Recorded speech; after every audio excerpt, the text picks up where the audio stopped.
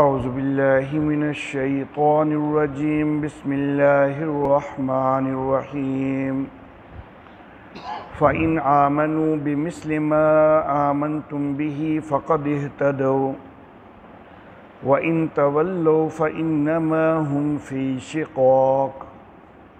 فَسَيَكْفِيكَهُمُ اللَّهُ وَهُوَ السَّمِيعُ الْعَلِيمُ صدق اللہ مولانا العلی العظیم وبلغنا نبیہ ورسولہ الکریم۔ محترم احباب، ہمارا جو مسلسل موضوع چل رہا ہے اس سے ہٹ کے اس آیت مبارکہ کی تلاوت میں نے اس مناسبت سے کی ہے کہ اس وقت ذی الحج کا مہینہ چل رہا ہے اور اسی مہینہ کی 18 تاریخ کو دوہرے داماد نبی خلیفۃ المسلمین سیدنا عثمان بن عفان رضی اللہ تعالی عنہ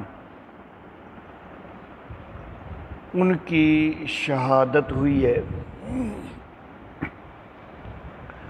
تو آج کے درس میں انہی کے حوالہ سے چند الفاظ عرض کرنا چاہ رہا ہوں، اس لیے میں نے اس آیت مبارکہ کی تلاوت کی ہے کہ جس وقت سیدنا عثمان ذی النورین رضی اللہ تعالی عنہ شہید ہوئے ہیں، قرآن حکیم کی تلاوت فرما رہے تھے جب حملہ ہوا ہے، قرآن حکیم آپ کے سامنے کھلا ہوا تھا اور آپ کے لہو کا پہلا قطرہ وہ اسی آیت مبارکہ کے ان الفاظ پہ گرا تھا کہ فَسَيَكْفِيكَهُمُ اللَّهُ۔ معنی ان لفظوں کا یہ ہے کہ عن قریب تیری طرف سے اللہ ان کو کافی ہو جائے گا۔ شاید اس میں اللہ رب العزت نے ایک اشارہ بھی دے دیا کہ عثمان تیرے قاتلوں کو خود اللہ کافی ہوگا، اللہ خود ان کو سزا دے دے گا۔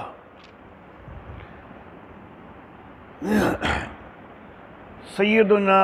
عثمان ذی النورین رضی اللہ تعالی عنہ بہت بڑے مرتبے والے،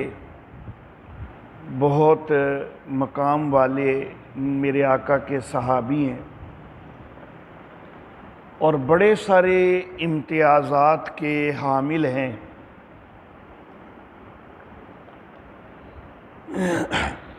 آپ کی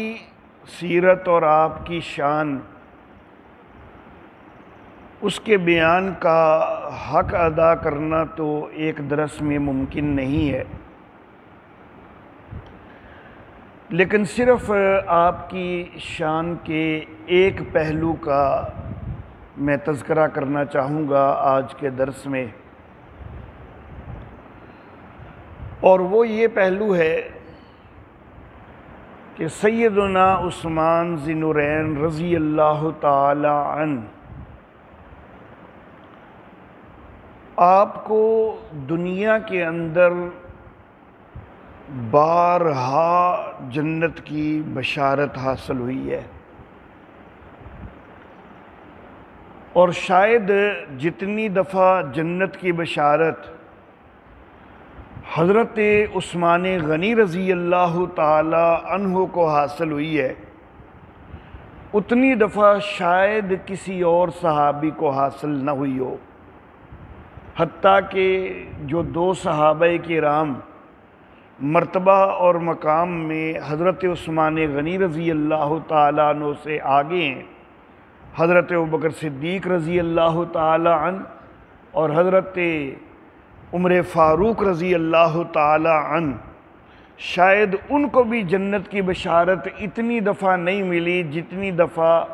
سیدنا عثمان ذی النورین رضی اللہ تعالیٰ عنہ کو ملی ہے۔ تو صرف اس پہلو کو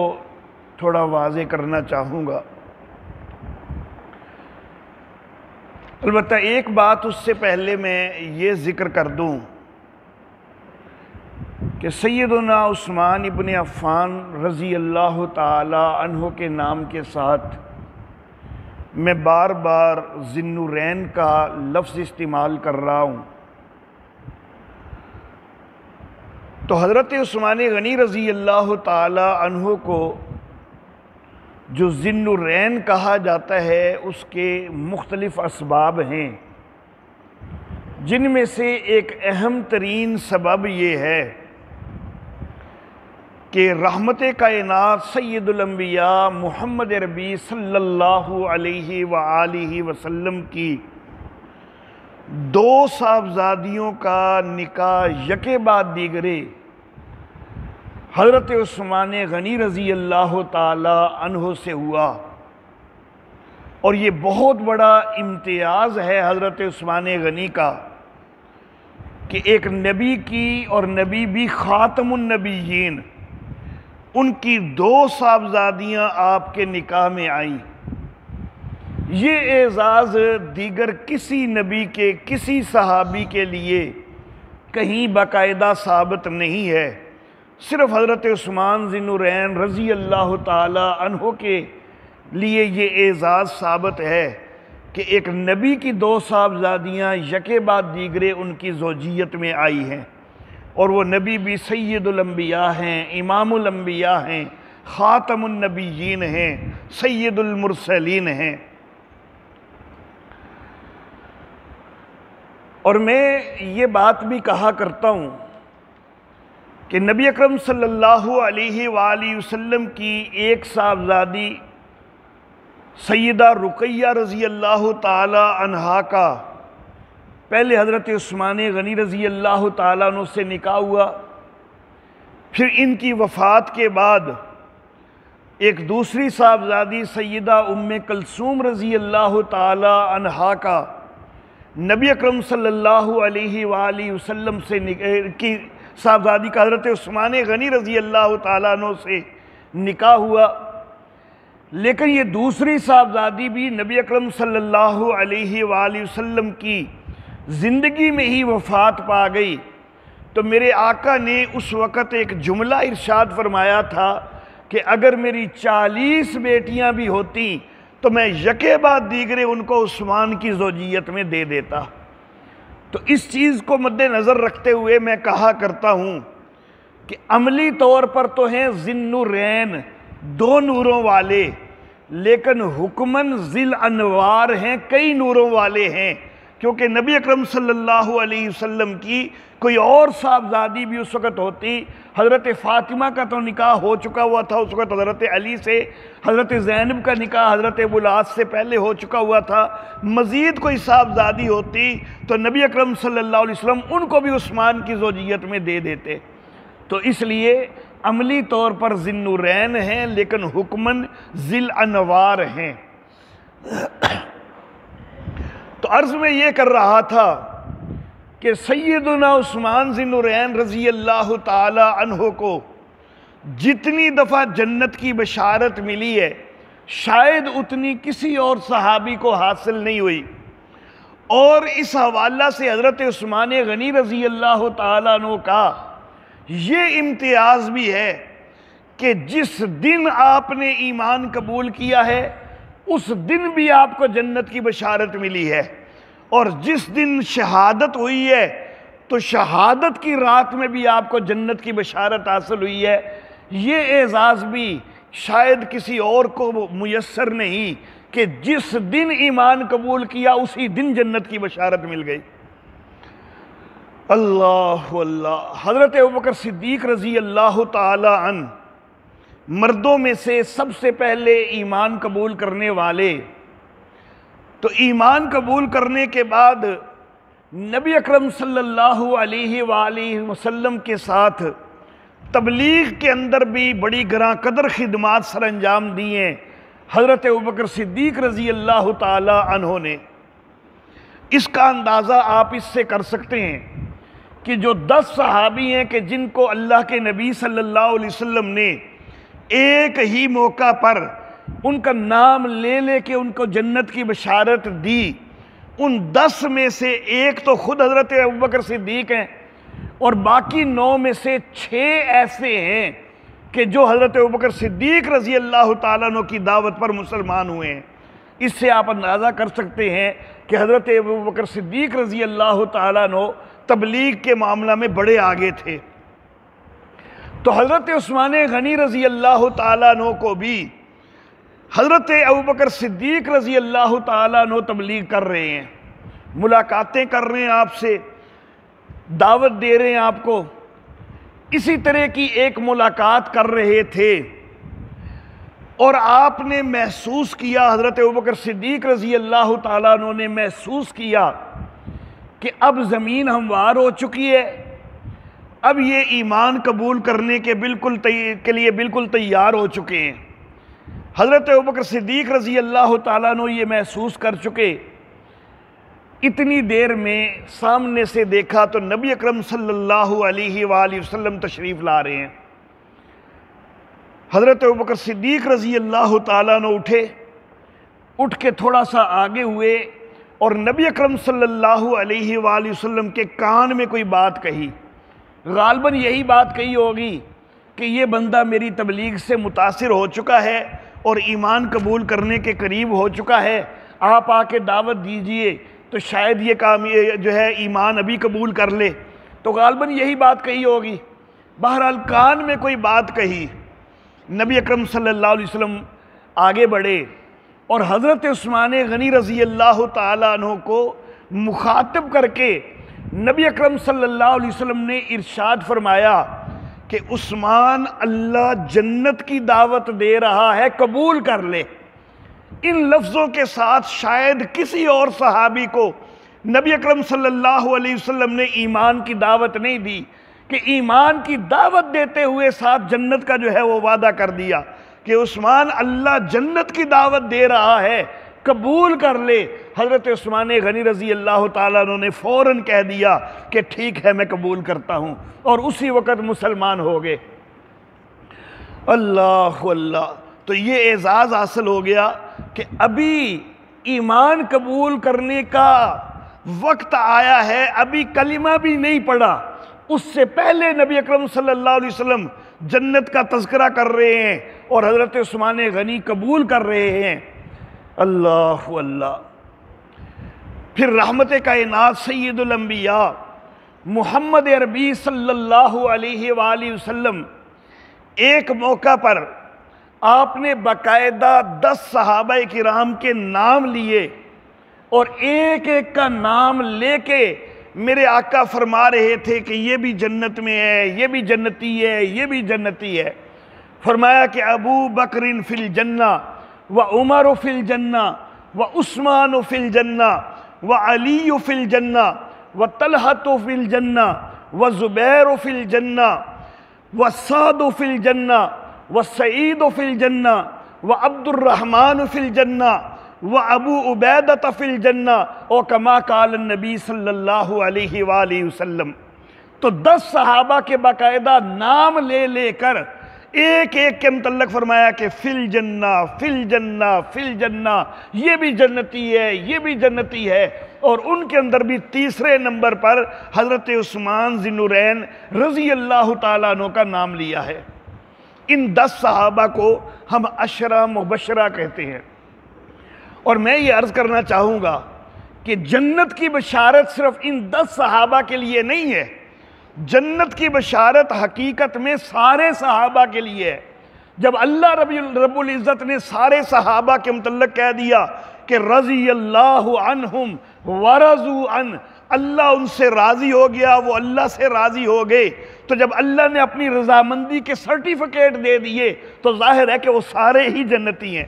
جب اللہ رب العزت نے ان کی زندگیوں میں کہہ دیا کہ اولئک هم الفائزون، اولئک هم المفلحون، جب ان کی کامیابی کے سرٹیفکیٹ اللہ نے ان کی زندگیوں میں دے دیے تو وہ سارے ہی جنت کے اندر ہیں، سب کو جنت کی بشارت حاصل ہے۔ لیکن عشرہ مبشرہ اس لیے کہا جاتا ہے کہ ان کو ایک ہی وقت میں اکٹھے نبی اکرم صلی اللہ علیہ وسلم نے باقاعدہ نام لے لے کے کہا تھا کہ یہ بھی جنت میں ہے، یہ بھی جنتی ہے، یہ بھی جنتی ہے۔ اللہ اللہ، دو مقام ہو گئے۔ ایک مقام کہ ایمان قبول کرتے وقت بھی جنت کی بشارت ملی، دوسرا مقام کہ جس وقت نبی اکرم صلی اللہ علیہ وسلم نے 10 نام لیے تو ان میں بھی جنت کی بشارت ملی۔ تیسرا مقام، حضرت سعید ابن زید رضی اللہ تعالیٰ عنہ کہتے ہیں کہ اگر میں 9 لوگوں کے متعلق یہ کہوں کہ وہ جنتی ہیں تو یہ جھوٹ نہیں ہے، اور اگر میں 10ویں کے متعلق بھی کہوں تو میں اس کے متعلق بھی گواہی دے سکتا ہوں کہ وہ بھی جنتی ہے۔ صحابہ کرام نے پوچھا کہ کون سے 9 لوگ ہیں؟ تو حضرت سعید ابن زید کہنے لگے کہ ایک روز نبی اکرم صلی اللہ علیہ وآلہ وسلم حرا پہاڑ کے اوپر کھڑے تھے اور پھر ساتھ 8 نام لیے حضرت سعید ابن زید رضی اللہ تعالیٰ عنہ نے۔ حضرت ابوبکر صدیق، حضرت عمر فاروق، حضرت عثمان غنی، حضرت علی المرتضیٰ، حضرت طلحہ، حضرت زبیر، حضرت سعد ابن ابی وقاص اور حضرت عبد الرحمن ابن عوف، یہ 8 نام لیے۔ حضرت ابو عبیدہ بن جراح، ان کا اس موقع پر نام حضرت سعید ابن زید نے نہیں لیا، غالباً وہ اس موقع پر موجود نہیں ہے۔ بہرحال باقی 8 نام لیے، ایک اپنا نام نہیں لیا۔ عشرہ مبشرہ میں سے ایک اپنا نام چھوڑا اور ایک حضرت ابو عبیدہ بن جراح کا نام چھوڑا، اور کہا کہ ہم حرا کے اوپر کھڑے تھے، یہ 8 لوگ نبی اکرم صلی اللہ علیہ وسلم کے ساتھ، تو نبی اکرم صلی اللہ علیہ وسلم نے سب کو جنت کی بشارت دی تھی۔ تو گویا کہ ایک نبی اکرم صلی اللہ علیہ وسلم ہو گئے، 8 یہ لوگ، یہ 9 کے 9 جو ہیں سارے جنتی ہیں۔ صحابہ کرام نے پوچھا کہ آپ نے شروع میں یہ بات کہی تھی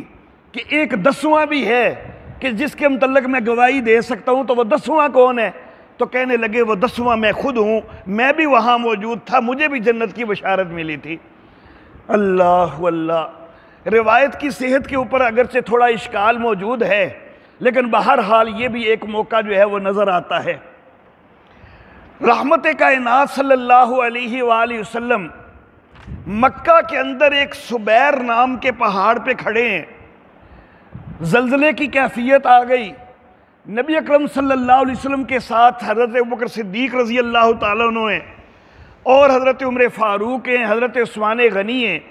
تو نبی اکرم صلی اللہ علیہ وسلم نے فرمایا کہ اسکن سبیر انما علیک نبی و صدیق و شہیدان، سبیر ٹھہر جا، تیرے اوپر ایک نبی ہے، ایک صدیق ہے، 2 شہید ہیں۔ تو یہ 2 شہید حضرت عمر فاروق ہیں اور حضرت عثمان غنی ہیں، اور جو شہید ہوتا ہے تو وہ بھی ظاہر ہے کہ سیدھا جنتی ہے۔ تو یہاں پر بھی جنت کی بشارت حاصل ہوئی ہے حضرت ابوبکر صدیق رضی اللہ تعالیٰ عنہ کو۔ یہ چوتھا موقع ہو گیا۔ 5واں موقع بالکل اسی طرح کا واقعہ احد پہاڑ پر بھی پیش آیا، مدنی دور کے اندر۔ وہاں پر بھی یہی چاروں جو ہے شخصیات کھڑی ہیں احد پہاڑ پر، اور زلزلے کی کیفیت ہوئی تو نبی اکرم صلی اللہ علیہ وسلم نے پہاڑ کے اوپر اپنا پاؤں مارتے ہوئے کہا کہ اسکن احد انما علیک نبی و صدیق و شہیدان، کہ تیرے اوپر ایک نبی موجود ہے، ایک صدیق موجود ہے اور 2 شہید موجود ہیں۔ یہ 5واں موقع ہو گیا کہ حضرت عثمان غنی رضی اللہ تعالیٰ عنہ کو جنت کی بشارت حاصل ہوئی ہے۔ 6واں موقع، مدینہ کے اندر باقی کنویں کھاری پانی کے ہیں، ایک کنواں تھا میٹھے پانی کا جس کو بیر روما کہا جاتا ہے۔ باقی جو کنویں ہیں ان کا پانی برتن دھونے، کپڑے دھونے وغیرہ کے لیے تو استعمال ہو جاتا ہے، لیکن ان کا پانی پینے کے قابل نہیں ہے۔ پینے کے قابل صرف بئر روما کا پانی تھا، لیکن یہ بئر روما ایک یہودی کی ملکیت تھا، اور یہودی پانی کو فروخت کرتا تھا پیسے لے کر، اور پھر خاص طور پر مسلمانوں سے وہ زیادہ پیسے بھی وصول کرتا، زیادتی کرتا، ظلم کرتا۔ تو نبی اکرم صلی اللہ علیہ وآلہ وسلم نے ارشاد فرمایا کہ جو اس کو خرید کے مسلمانوں کے لیے وقف کر دے گا فلہ الجنہ، میں اس کو جنت کی بشارت دیتا ہوں، اس کے لیے جنت ہے۔ اللہ اللہ، حضرت عثمان غنی رضی اللہ تعالیٰ عنہ اس موقع پر بھی جنت کے بشارت کے مستحق ہوئے کہ اس کنویں کو خرید کر وقف کرنے والے وہ حضرت عثمان غنی رضی اللہ تعالیٰ عنہ ہیں۔ اللہ اللہ، اس یہودی سے بات کی، وہ تیار نہیں ہو رہا، یہ قیمت بڑھاتے جا رہے ہیں، کافی قیمت ہو گئی۔ اب اس کے دل میں کچھ لالچ پیدا ہو گیا کہ بڑی قیمت مل رہی ہے، پھر بھی کہنے لگا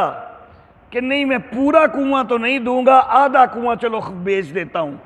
کہ ایک دن جو ہے وہ میرے پاس کنویں کی ملکیت رہا کرے گی، ایک دن تمہاری ملکیت ہوا کرے گی، آدھا بیچ دیتا ہوں۔ حضرت عثمان غنی نے کہا چلو آدھا ہی صحیح، آدھا منہ مانگی قیمت پہ خرید لیا۔ جب آدھا خرید لیا اور خرید کے اس کو عام وقف کر دیا، اور وقف کے لیے یہ نہیں کہ صرف مسلمان یہاں سے پانی لے سکتے ہیں، بلکہ یہودی بھی چاہیں تو یہاں سے پانی لے سکتے ہیں۔ صرف یہی نہیں کہ یہاں پر پی سکتے ہیں، بلکہ گھر میں لے جانا چاہیں، سٹاک کرنا چاہیں، جتنا مرضی کریں، تو جو چاہے یہاں سے میرے دن کی باری میں آ کے پانی لے جائے، کوئی پیسہ نہیں، کوئی روپیہ نہیں۔ اب حضرت عثمان غنی رضی اللہ تعالیٰ عنہ نے وقف کر دیا، مفت جو ہے وہ پانی ملنے لگ گیا۔ ایک دن باری ہے یہودی کی، ایک دن باری ہے حضرت عثمان غنی کی۔ اب حضرت عثمان غنی کی باری والے دن مفت پانی مل رہا ہے، تو لوگ اسی دن جو ہے وہ اگلے دن کے لیے بھی سٹاک کر لیتے۔ اب ظاہر بات ہے کہ اگلے دن یہودی کے پاس تو کوئی بھی نہ جاتا، وہ تو پیسوں کا پانی دے رہا ہے۔ تو کچھ دن اس نے دیکھا کہ میری تو بکری ختم ہو گئی، میرے پاس تو کوئی آتا ہی نہیں ہے، تو مجبوراً پھر اس نے خود ہی حضرت عثمان سے کہا کہ میں جو باقی آدھا ہے وہ بھی تمہیں جو ہے وہ بیچتا ہوں۔ تو حضرت عثمان غنی رضی اللہ تعالیٰ عنہ نے باقی آدھا بھی خرید لیا، سارے مالکانہ حقوق حاصل ہو گئے، اور سارا پھر اللہ کی راہ میں وقف کر دیا۔ جس وقت حضرت عثمان غنی رضی اللہ تعالیٰ عنہ خلیفہ بنے ہیں نا، تو پھر ایک اور اقدام بھی کیا حضرت عثمان غنی رضی اللہ تعالیٰ عنہ نے، کہ اس باغ کے ارد گرد، اس کنویں کے ارد گرد حضرت عثمان غنی نے ایک باغ لگوایا، اور اس باغ کے متعلق بھی یہ کہہ دیا کہ اس باغ کی جتنی آمدنی ہے وہ ساری کی ساری غریبوں کے لیے وقف ہے۔ اللہ اللہ، اور شاید آپ میں سے بعض احباب کے لیے یہ بات نہیں ہو کہ وہ جو باغ ہے اس کی آمدنی الحمدللہ آج تک بھی غریبوں کے لیے وقف چلی آ رہی ہے، اور حضرت عثمان غنی رضی اللہ تعالیٰ عنہ کا یہ صدقہ آج تک بھی جو ہے وہ چل رہا ہے۔ اللہ اللہ، اور سعودی حکومت نے اس کے لیے ایک کمیٹی مقرر کی ہوئی ہے کہ جو اس کے انتظامات چلاتی ہے، اور اس کے جتنے اخراجات ہیں تو وہ پورے کرنے کے بعد جتنی آمدن بچتی ہے وہ ساری کی ساری غریبوں کے لیے وقف ہوتی ہے۔ اور پھر اسی باغ کے آمدن سے ایک 5 سٹار ہوٹل بنایا گیا ہے، فندق عثمان ابن عفان، اور اس ہوٹل کے جتنی آمدن ہے وہ ساری بھی غریبوں کے لیے وقف کر دی گئی ہے۔ اور اس ہوٹل کے اندر کوئی بل آتا ہے نا، مثلا بجلی کا بل آتا ہے تو وہ حضرت عثمان غنی کے نام پہ آ رہا ہے۔ اس ہوٹل سے کوئی رسید جاری ہوتی ہے، کوئی بل جاری ہوتا ہے تو وہ حضرت عثمان غنی کی طرف سے جاری ہو رہا ہے۔ تو اللہ رب العزت نے ان کے کام کو ایسی مقبولیت دی ہے کہ وہ آج تک ان کے اجر میں اضافہ ہوتا جا رہا ہے۔ تو بہرحال یہ چھٹا موقع کہ حضرت عثمان غنی رضی اللہ تعالیٰ عنہ کو جنت کی بشارت حاصل ہوئی ہے۔ 7واں موقع، نبی اکرم صلی اللہ علیہ وآلہ وسلم نے محسوس کیا کہ مسجد کے جو عمارت ہے اب اس کے اندر وسعت کی ضرورت ہے۔ تو نبی اکرم صلی اللہ علیہ وسلم نے فرمایا کہ یہ قریبی جگہ جو ہے یہ خرید کے جو مسجد کے لیے وقف کرے گا میں اس کو جنت کی بشارت دیتا ہوں۔ تو اس موقع پر بھی حضرت عثمان غنی رضی اللہ تعالیٰ عنہ نے جنت کی یہ بشارت بھی اپنے نام کروا لی، اور وہ جگہ جو ہے وہ خرید کے حضرت عثمان غنی رضی اللہ تعالیٰ عنہ نے مسجد نبوی کے لیے وقف کر دی۔ 8واں موقع تبوک کا موقع ہے، اور نبی اکرم صلی اللہ علیہ وآلہ وسلم ارشاد فرما رہے ہیں کہ من جہز جیش الاسرہ غفر اللہ لہو، یا دوسری روایت میں لہ الجنہ، کہ جو اس تنگ دستی والے لشکر کو زیادہ سامان مہیا کرے گا اللہ نے اس کو بخش دیا، یا دوسری روایت میں اس کے لیے جنت ہے۔ اگر اللہ نے اس کو بخش دیا یہ لفظ ہو تو تب بھی جنت ہی جنت ہے۔ تو حضرت عثمان غنی رضی اللہ تعالیٰ عنہ نے اس موقع پر بھی سب سے زیادہ سامان دے کر یہ بشارت بھی اپنے نام کروا لی۔ اللہ اللہ۔ حضرت عثمان غنی رضی اللہ تعالیٰ عنہ نے جب نبی اکرم صلی اللہ علیہ وسلم نے زیادہ کی اپیل کی تو عثمان غنی رضی اللہ تعالیٰ عنہ نے کہا کہ آقا 100 اونٹ ما ساز و سامان کے میری طرف سے لکھ لیجئے۔ نبی اکرم صلی اللہ علیہ وسلم نے کہا کہ عثمان 100 اونٹ تیری حیثیت سے کم ہیں، تیرے پاس مال و دولت بہت زیادہ ہے اور اس وقت زیادہ ضرورت ہے، تو کچھ اور بڑھاؤ۔ حضرت عثمان غنی نے کہا کہ آقا اچھا زیادہ ضرورت ہے تو پھر 200 کر لیجئے ما ساز و سامان کے۔ نبی اکرم صلی اللہ علیہ وسلم نے کہا کہ نہیں عثمان ابھی اور چاہیے۔ حضرت عثمان غنی نے کہا کہ پھر 300 کر لیجئے۔ نبی اکرم صلی اللہ علیہ وسلم مزید کا مطالبہ کرتے رہے، حضرت عثمان غنی 100 کر کے بڑھاتے رہے، یہاں تک کہ ایک روایت کے مطابق 900 اونٹ اور دوسری روایت کے مطابق 1000 اونٹ لکھوا دیے۔ نبی اکرم صلی اللہ علیہ وسلم نے پھر کہا کہ عثمان بس اتنا ہی، اور کچھ نہیں کرو گے؟ آقا جو اتنے اونٹ میری ذہن میں، میری یادداشت میں، یہاں مدینے میں میرے پاس موجود ہیں وہ تو میں سارے لکھوا چکا، اب آپ مزید کہہ رہے ہیں تو 100 گھوڑے ہیں وہ بھی ما ساز و سامان لکھ لیجئے۔ نبی اکرم صلی اللہ علیہ وسلم پھر کہتے ہیں کہ عثمان بس یہی؟ کہنے لگے کہ پھر میں گھر جاتا ہوں، کچھ جو نقد موجود ہے تو وہ لے آتا ہوں۔ حضرت عثمان غنی رضی اللہ تعالیٰ عنہ گھر جاتے ہیں، سونے کے دینار ہوا کرتے تھے، چاندی کے درہم ہوا کرتے تھے، تو یہ سونے اور چاندی کے درہم اور دیناروں کی تھیلیاں بھر کے لے آئے، اور یہ جو حضرت عثمان غنی اس وقت درہم اور دینار لائے ہیں تو ان کا وزن کوئی تول و ماشوں میں نہیں ہے۔ وہ دینار جو لائے ہیں حضرت عثمان غنی، تو دینار کا جو کم سے کم وزن قرار دیا جاتا ہے اگر اس کو دیکھا جائے تو تقریباً 4.25 کلو سونا بنتا ہے، اور جو دینار کا کچھ زیادہ وزن بھی بعض کہتے ہیں اگر اس کو دیکھا جائے تو 5.5 کلو سونا بن جاتا ہے، اور چاندی جو ہے وہ جتنی لے کے آئے ہیں، جتنے درہم لے کے آئے ہیں تو ان کا وزن 29 کلو چاندی بنتا ہے۔ تو ایک موقع پر حضرت عثمان غنی رضی اللہ تعالیٰ عنہ 5.5 کلو سونا اور 29 کلو چاندی اللہ کی راہ میں خرچ کر رہے ہیں۔ اللہ اللہ۔ جس وقت یہ اتنا سونا اور چاندی لے کے نبی اکرم صلی اللہ علیہ وسلم کے سامنے ڈھیر کر دیا تو نبی اکرم صلی اللہ علیہ وسلم اتنے خوش ہوئے کہ نبی اکرم صلی اللہ علیہ وسلم اس سونے اور چاندی کو یوں ہاتھوں سے اچھالتے جا رہے ہیں اور اچھالتے ہوئے ساتھ دعا کر رہے ہیں، اللہم عثمان رضیت عنہ فرض ان، یا اللہ عثمان سے میں بھی راضی ہو گیا تو بھی راضی ہو جا۔ اللہ اللہ، یہ دعا کر رہے ہیں، اور پھر دعا کرتے کرتے ایک اور جملہ نبی اکرم صلی اللہ علیہ وسلم کی زبان مبارک سے نکلا کہ ما ضر عثمان ما عمل بعد هذا اليوم، ما ضر عثمان ما عمل بعد هذا اليوم، کہ آج کے بعد عثمان جو کچھ مرضی کر لے اس کے اوپر کوئی پکڑ ہی کوئی نہیں ہے، اس کے اوپر کوئی مواخذہ ہی کوئی نہیں ہے۔ اللہ اللہ، یہ نبی اکرم صلی اللہ علیہ وسلم نے کوئی گناہوں کی کھلی چھٹی نہیں دے دی۔ نبی اکرم صلی اللہ علیہ وسلم کو معلوم تھا کہ عثمان ہے ہی بڑی حیاؤں والا اور بڑی نیکی والا ہے، وہ کبھی گناہوں کی طرف جائے گا ہی نہیں، تو یہ بہت بڑی بشارت دے دی کہ عثمان جو کچھ مرضی کر لے اس کے اوپر پکڑ ہی کوئی نہیں ہے، مواخذہ ہی کوئی نہیں ہے۔ جب اتنی بڑی خوشخبری سنی نا حضرت عثمان غنی رضی اللہ تعالیٰ عنہ نے تو کہنے لگے آقا آپ نے مجھے اتنی بڑی خوشخبری دی ہے تو جو کچھ میں پہلے دے چکا وہ تو دے چکا، 900 یا 1000 اونٹ دے چکا، 100 گھوڑے دے چکا،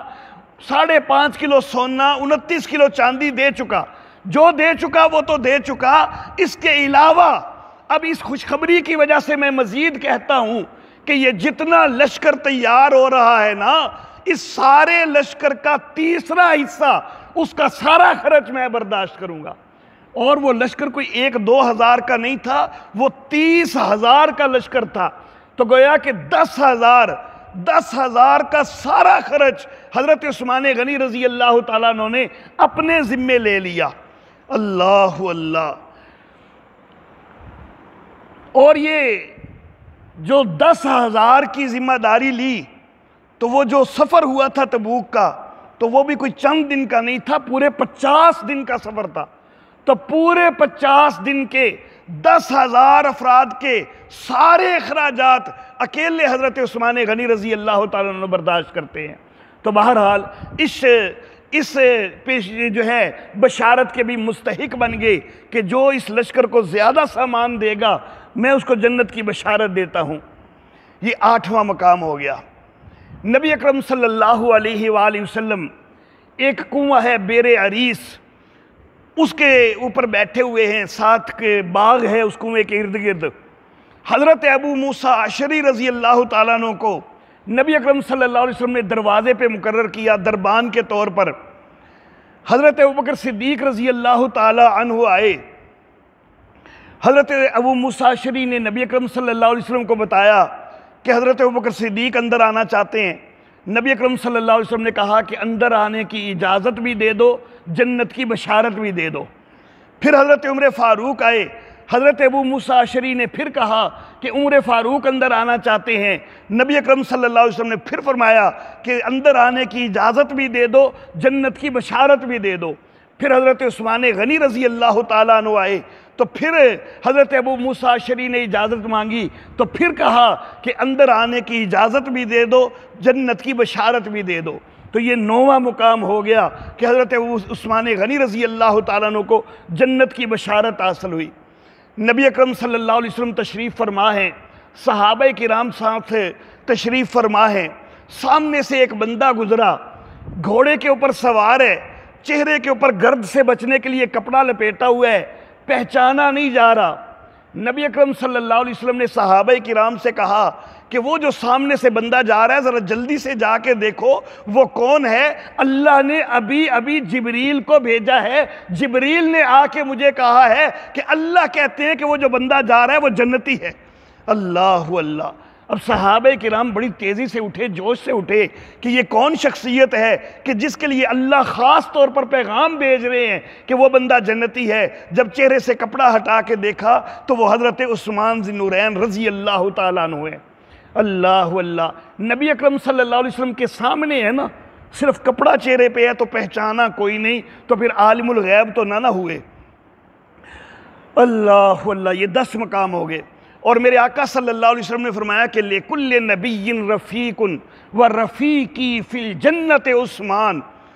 کہ ہر نبی کے لیے ایک رفیق ہوتا ہے لیکن جنت کے اندر میرا رفیق عثمان ہوگا۔ اللہ اللہ۔ اس کی سند کے اندر بھی کچھ انقطاع پایا جاتا ہے، لیکن جب دیگر اتنی جنت کی بشارتیں موجود ہیں تو ان کے ساتھ مل کر قابل قبول بن جاتی ہے۔ اور ایک دفعہ نبی اکرم صلی اللہ علیہ وسلم نے، یہ 11واں مقام ہو گیا۔ 12واں مقام، ایک دفعہ نبی اکرم صلی اللہ علیہ وسلم حضرت عثمان غنی رضی اللہ تعالیٰ عنہ سے معانقہ کر رہے ہیں، گلے مل رہے ہیں، اور گلے ملتے ہوئے کہا کہ انت ولی فی الدنیا و ولی فی الجنہ، تو دنیا کے اندر بھی میرا دوست ہے تو جنت کے اندر بھی میرا دوست ہے۔ اللہ اللہ۔ 13واں مقام، نبی اکرم صلی اللہ علیہ وسلم نے اپنی زندگی کے اندر حضرت عثمان غنی رضی اللہ تعالیٰ عنہ سے ایک بات فرمائی تھی کہ یا عثمان ان اللہ عسیٰ ان یلبسک قمیصا، اے عثمان ممکن ہے کہ اللہ تجھے ایک قمیض پہنائے گا، فَإِنْ أَرَادَكَ الْمُنَافِقُونَ عَلَىٰ خُلِعِهِ، منافق اگر اس قمیض کو اتروانا چاہیں فَلَا تَخْلَعْهُ تو اس قمیض کو نہ اتارنا حتیٰ تلقانی، یہاں تک کہ مجھے آ ملے، یعنی میرے تک تو پہنچ جائے گا۔ اور نبی اکرم صلی اللہ علیہ وسلم کی یہ بات اس وقت پوری ہوئی کہ جب صحابہ کرام حج کے لیے مدینہ سے مکہ گئے ہوئے ہیں اکثر، اور بدبختوں نے آ کر مدینہ میں گھیرا ڈال لیا حضرت عثمان غنی کے گھر کا، تو حضرت عثمان غنی نے اس وقت فرمایا کہ مجھے محسوس ہو رہا ہے کہ نبی اکرم صلی اللہ علیہ وسلم نے جو قمیض کہا تھا تو وہ یہ قمیض جو ہے وہ یہی ہے کہ جو مجھے پہنائی گئی ہے خلافت والی۔ یہ لوگ خلافت کی قمیض اتروانا چاہتے ہیں، لیکن مجھے نبی اکرم صلی اللہ علیہ وسلم نے کہا تھا کہ جب تک جو ہے وہ تو مجھے نہ مل دے اس قمیض کو اتارنا نہیں، تو میں تو اللہ کے نبی کو ملنا چاہتا ہوں، میں اس قمیض کو نہیں اتار سکتا۔ تو یہ بھی نبی اکرم صلی اللہ علیہ وسلم نے بشارت دی تھی جو کہ شہادت کی شکل میں پوری ہوئی۔ اللہ اللہ۔ اور اب آخری چیز، شہادت کی رات نبی اکرم صلی اللہ علیہ وسلم خواب میں ملتے ہیں حضرت عثمان ذی النورین رضی اللہ تعالیٰ عنہ کو، ساتھ حضرت ابوبکر صدیق ہیں، حضرت عمر فاروق ہیں، اور نبی اکرم صلی اللہ علیہ وسلم خواب میں کہتے ہیں کہ عثمان کیا چاہتا ہے، کل کو ان لوگوں کے اوپر تجھے ایک فتح حاصل ہو جائے، غلبہ ہو جائے، یا کل کا افطار تو ہمارے پاس آ کے کرنا چاہتا ہے؟ تو حضرت عثمان غنی رضی اللہ تعالیٰ عنہ خواب کے اندر بھی نبی اکرم صلی اللہ علیہ وسلم کی رفاقت کو اختیار کرتے ہیں، اور صبح جس وقت اٹھے خواب یاد آیا تو اپنی بیوی سے کہا کہ آج یقین ہے مجھے کہ میں غروب آفتاب سے پہلے جو ہے وہ جنت میں پہنچ جاؤں گا، شہید ہو جاؤں گا۔ عام طور پر تہمت باندھا کرتے تھے، لیکن اس دن بیوی سے کہا کہ مجھے پاجامہ دو، کیونکہ آج لوگوں نے مجھے شہید کر دینا ہے، تو شہادت کی کشمکش میں کہیں میرا تہمت کھل نہ جائے۔ اتنے حیاؤں والے تھے کہ نبی اکرم صلی اللہ علیہ وسلم نے فرمایا تھا کہ عائشہ میں اس عثمان سے حیا کیوں نہ کروں کہ جس سے جنت کے فرشتے بھی حیا کرتے ہیں۔ تو آخری وقت میں بھی جو ہے وہ حیا کا یہ پیکر، حیا کا ثبوت دیتے ہوئے خاص طور پر اس دن پاجامہ پہنتا ہے کہ آج دن جو ہے وہ آج کے دن میری شہادت یقینی ہے۔ تو یہ 14 مقامات ہوئے، بلکہ ان 14 مقامات میں وہ جو تبوک والا موقع ہے تو اس میں ایک دفعہ تو نبی صلی اللہ علیہ وسلم نے شروع میں کہا کہ جو تبوک والے لشکر کو زیادہ سامان دے گا میں اس کو جنت کی بشارت دوں گا، اور بعد میں بھی تو کہا کہ عثمان آج کے بعد جو کچھ مرضی کر لے اس کے اوپر مواخذہ کوئی نہیں، تو اس کو 2 دفعہ بھی شمار کیا جا سکتا ہے۔ تو یہ 15 دفعہ جنت کی بشارت جو تھوڑا سا میں نے مطالعہ کیا ہے تو یہ 15 مقامات مجھے مل گئے۔ مزید مطالعہ سے شاید اور بھی مقامات مل جائیں کہ نبی اکرم صلی اللہ علیہ وسلم نے حضرت عثمان غنی کو جنت کی بشارت دی ہے، تو یہ بہت بڑا امتیاز ہے سیدنا عثمان ذی النورین رضی اللہ تعالیٰ عنہ کا۔ وآخر دعوانا ان الحمدللہ رب العالمین۔